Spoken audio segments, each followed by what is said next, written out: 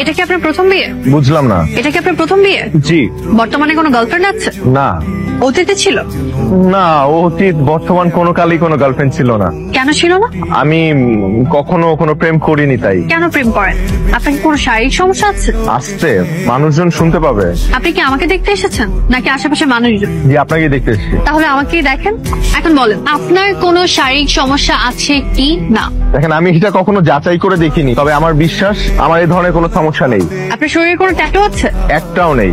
আপনি চাইলে আমি আপনাকে। না না না, থাক। আপনি আমাকে এতগুলো প্রশ্ন করছেন কেন? কারণ আপনি কানাডা থাকেন, অথচ আপনার গার্লফ্রেন্ড নেই, কখনো প্রেমও করেননি। ব্যাপারটা কেমন অস্বাভাবিক না? আমি প্রেম করিনি কারণ আমি প্রেম করার মতো কাউকে খুঁজে পাইনি তাই। নাইট ক্লাবে যান? না। আচ্ছা, আপনি কি আসলে কানাডা থাকেন? না আপা, আমি আন্দরকিল্লা থাকি। আমার সাথে একদম ফাইজলামি করবেন, আমি আপনার বেআইন না। দেখেন, আমি কানাডা সিটিজেন, আমার কাছে পাসপোর্টও আছে। আপনি যদি চান আমি আপনাকে সেটাও দেখাতে পারি। কিন্তু আমাকে নিয়ে আপনার এত সব সন্দেহ হওয়ার কারণটা কি? কারণ আপনি কানাডা থাকেন, অথচ ড্রিঙ্কস করেন না, গার্লফ্রেন্ড নেই, নাইট ক্লাবে যান না। ব্যাপারটা আমার কাছে নর্মাল লাগছে। দেখুন, একটা মানুষ দেশের বাইরে থাকে তার মানে তার এসব থাকতে হবে এর কোনো মানে নেই। আমি আপনাকে পৌঁছে দিই? না, আমি একাই যেতে পারবো। ওনার নাম মেঘ, উনি কানাডায় থাকেন।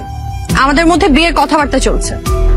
সম্ভবত উনি আমাকে ইমপ্রেস করার জন্য এখানে এসেছেন।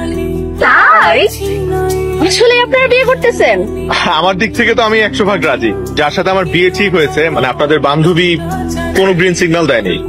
ভাইয়া, ও রাজি না থাকলে আপনি আমাকে বলতে পারেন। আমার আবার কানাডা যাওয়ার খুব শখ। ভাইয়া, আমিও রাজি। আপনি যে হ্যান্ডসাম। থাম, আপনাকে না বললাম আজ দেখা হবে না? আর আপনি এখানে কিভাবে এলেন? আপনি ঢাকার রাস্তাঘাট চেনেন? কিচ্ছু চিনি না। ঢাকায় আমাদের কখনো থাকাই হয়নি।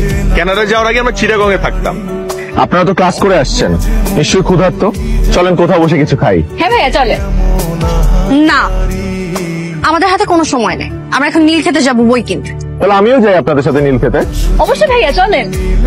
Great. চলেন ভাইয়া। উনি আমাদের সাথে যাই কি করবেন? আমরা বই কিনবো, উনি দেখবেন। কাকে? আপনাকে? না ভাইয়া, আপনি ওর কথা মাইন্ড করেন না। চলেন আমরা যাই। চলো চলো চলো। কোথায় সেটেল হবেন? বাংলাদেশ নাকি কানাডা? আপনি যেখানে বলবেন। আমি বাংলাদেশের কোথাও যাব না। আমি রান্না করতে পারি।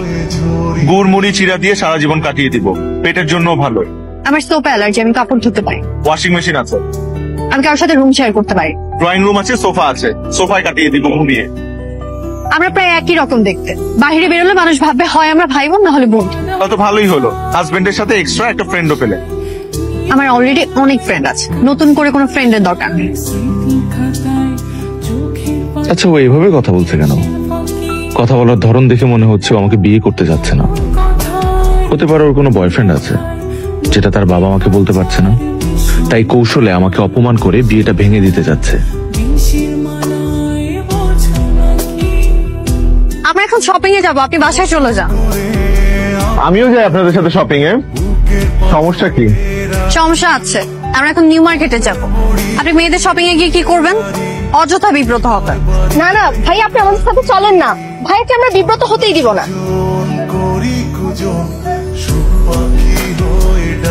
না যাই। হ্যাঁ, ভালো থাকবেন। আসি। কালকে ফ্রি আছেন? আমি আপনার জন্য প্রতিদিনই ফ্রি। সিনেমার মতো ডায়লগ ছাড়বেন না। শোনেন, কালকে আপনাকে নিয়ে সপ্তপুর যাব, আমার দাদা বাড়ি। ওখানে আমার এই দুনিয়ার সবচেয়ে প্রিয় মানুষ থাকে। উনি আপনাকে দেখতে চেয়েছেন। কেউ নেই। আমার দাদি আগে আমাদের সাথেই ঢাকায় থাকতেন, কিন্তু দাদা মারা যাওয়ার পরে উনি গ্রামে চলে গিয়েছেন, কারণ দাদার কবর ওখানে। এনিওয়েজ, আপনি কালকে সকালে রেডি থাকবেন। বাই। উনারা হচ্ছে আমার চাচা চাচি। আসসালামু আলাইকুম। আসসালামু আলাইকুম। এই বাবা, কি করে? 1000 বছর বেঁচে থাকো বাবা। ছোট মা, বোকা বোকা দোয়া দিও না তো। উনি 1000 বছর বেঁচে থাকবে কিভাবে? ভূত হয়ে? এটা হচ্ছে নিলয়, হ্যালো, নিলয়। আমার কাজিন। আর এটা হচ্ছে আমাদের সবার কলিজার টুকরা তিথি। ও ক্লাস 8-এ পড়ে। আপনি দেখতে একদম পরীর মতো। কিন্তু আপনি আমাকে আপনি করে বলছেন কেন? আমি তো আপনার ছোট। ও আসলে ওই পরিদের সাথে আগে কখনো দেখা হয়নি তো, পরিদেরকে আপনি বলতে হয় না তুমি বলতে হয় এটা আমি জানি না।